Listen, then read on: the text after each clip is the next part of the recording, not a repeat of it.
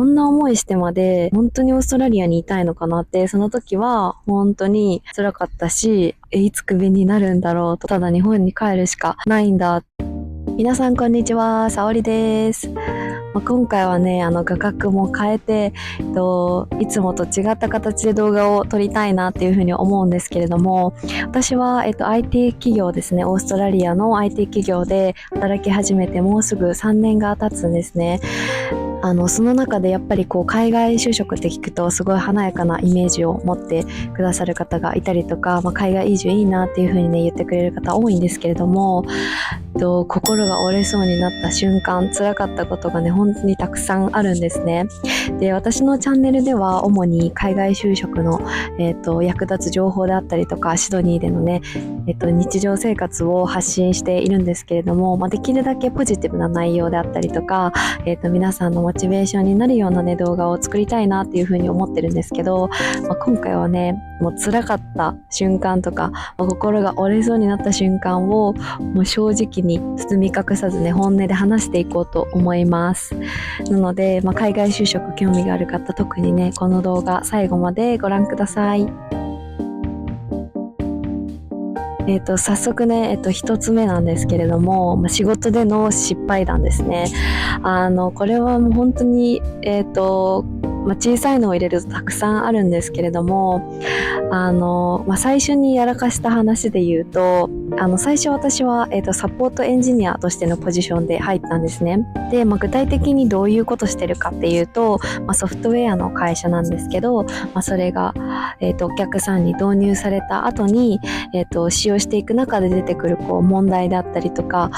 わからないことっていうのが、お客さんからねサポートチケットとして届いて、それに対して、回答をしたりとか、サポートしていくっていうのがポジションで、やっていたことなんですけれども、その中でお客さんから来た問題に対して斜め45度みたいな回答をしちゃったんですね。で、ボスからすごい長文のお叱りメールをもらうっていうところですね。あとは今はね、導入の部分に携わってるんですけど、それを始めたのがちょうど1年半前くらいかな。で、会議とかにも参加するようになって、でまず本当に何を言ってるかわからないですね、お客さんが。で、お客さんがどうしてほしいのかっていうのもわからなくて、最初は何回も聞くんですけど、聞きすぎるのも本当に心が折れちゃって、わからないのに分かったふりをしてしまって、またこれはですね違うことをお客さんに言ってしまうっていうようなね、もう本当に恥ずかしい失敗をしました。シンプルに英語力がないっていうのもあるんですけど、知識不足も重なってですね、もう本当に自分の不甲斐なさというか、力不足に心が折れそうになった瞬間でした。今でももちろん完全には解決していないんですけど、最近はですねすごくやっと分かることとかできること、お客さんからの信頼とかもちょっとずつ得ることができて、仕事を進めてるんですけど、今でもね全然英語を聞き取れないことありますし、知識もねまだ他の先輩たちよりも及ばないので、もちろんそこはね勉強していく必要があるなっていうふうには思ってるんですけど、もう本当に最初の方はひどすぎて本当に病んでました。はい。で、次がですね職場での孤独ですね。これは私の職種とあと会社が関係しているのもあると思うんですけど、基本的にリモートワークをしているんですね。で、今は週に1回出社していて、同僚とキャッチアップする時間とかがあるので、すごく私は満足してるんですけど、最初はでも逆に週3ぐらいで出社していて、で1年経ったぐらいに本当に完全にフルリモートになった時期があって、その時にすごく孤独を感じてしまったんですね。で、もちろん物理的に孤独を感じるっていうのはあるんですけど、それは自分なりに解決しようとしていて、例えばその仕事が終わった後に予定を入れて友達と会ったりとか、あとはバスケに行って体を動かしてコミュニケーションを取ったりとか、あとはお家でね友達と話したりとか、パートナーと話したりとかすることで、解決するようにもう動いてはいたんですけど、同僚とのコミュニケーションっていう面でですね、周りのみんなが、どういうプロジェクト今進めてて、こう何が起こってるのかっていうのが分からなくって、なんか自分が本当になんでしょう、チームに貢献できているのか、チームの一員なのかっていうのを感じることがすごく難しく思っちゃっていた時があって、その時は本当にしんどかったですね。なんか私本当にこのチームにいる意味あるのかなとか考えちゃった時があって、その時はすごいしんどかったです。で、あとはこれまた私の英語力に直結する問題なんですけど、ジョークとかってやっぱり、日本語でもそうだと思うんですけど、結構英語の中でもすごいレベル高いじゃないですか。同僚たちがなんか笑ってることが何が面白いのか本当に分からなかったりとか、なんて言ってるのかそもそも分かんなかったりとかして、めっちゃバイクが来ましたなんで笑ってるのかとかが分かんなくって、でも愛想笑いしてごまかしたりとかしてるのがあって、本当に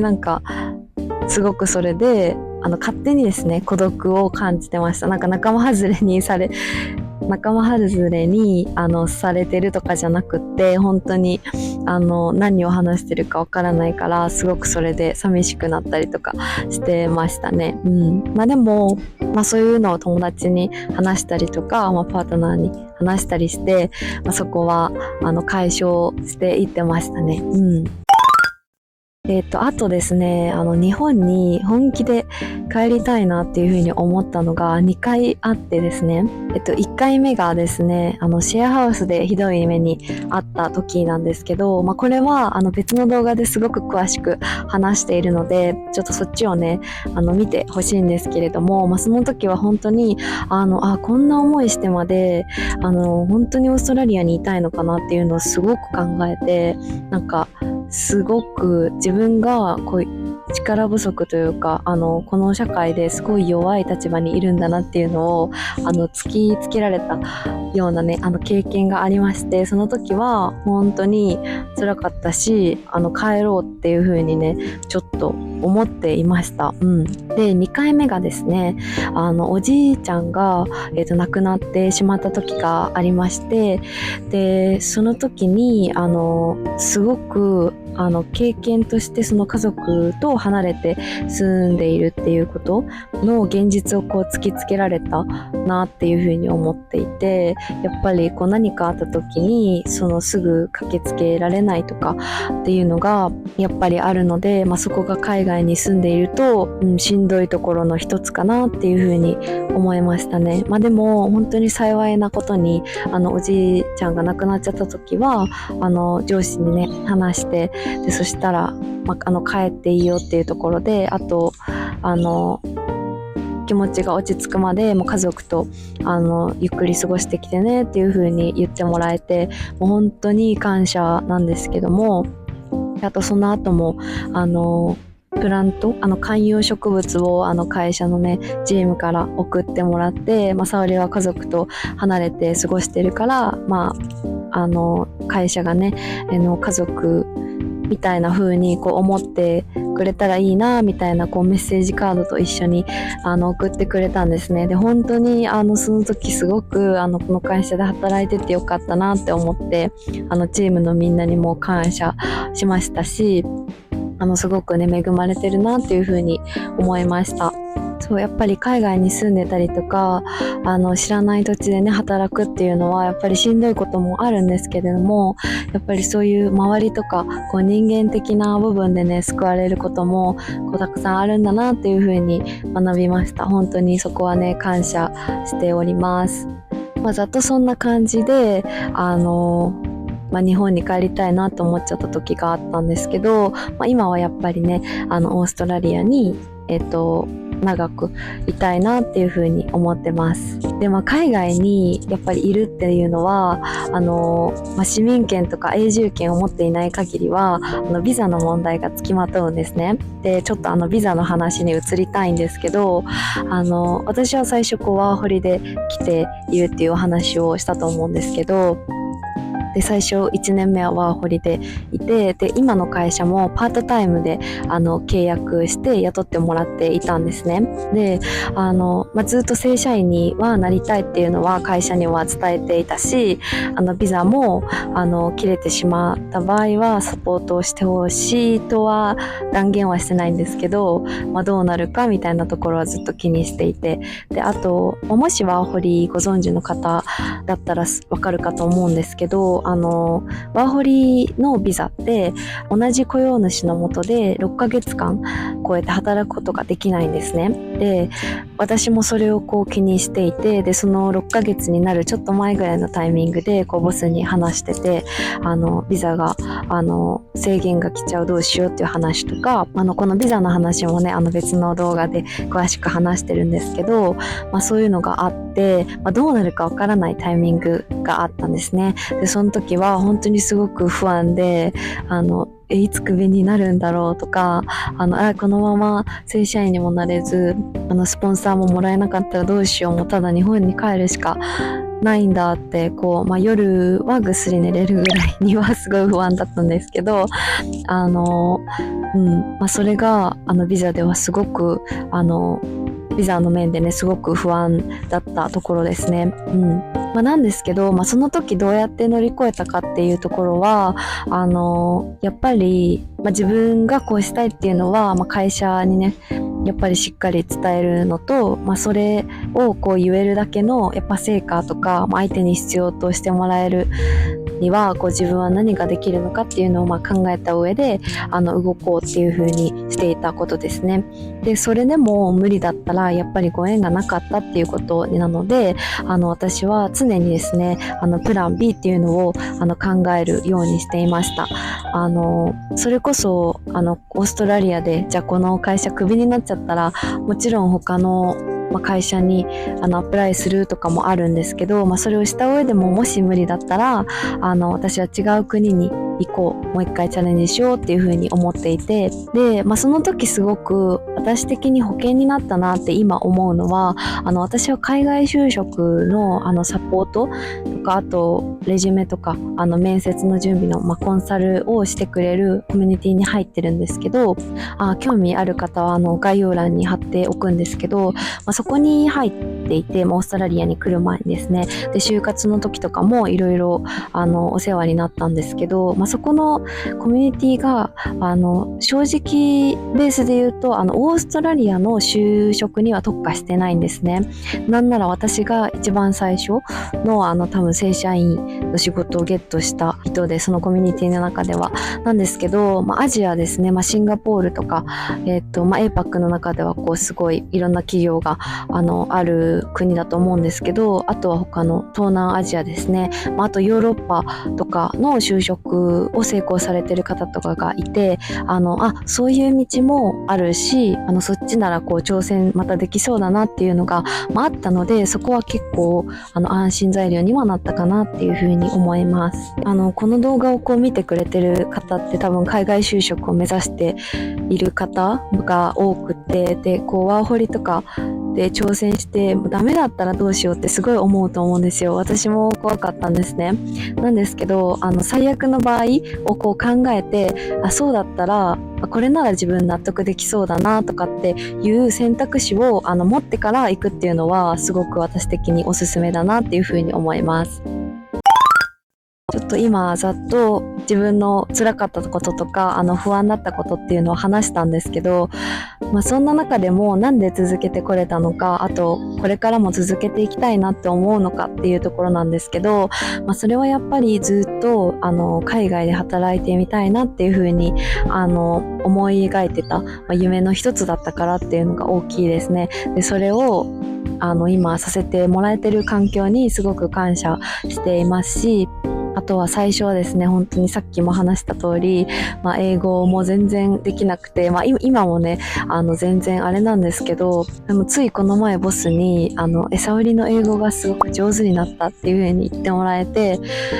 すごく嬉しかったですね。やっぱり英語の成長ってなかなか自分だとわからないじゃないですか。毎日自分とは一緒にいるし、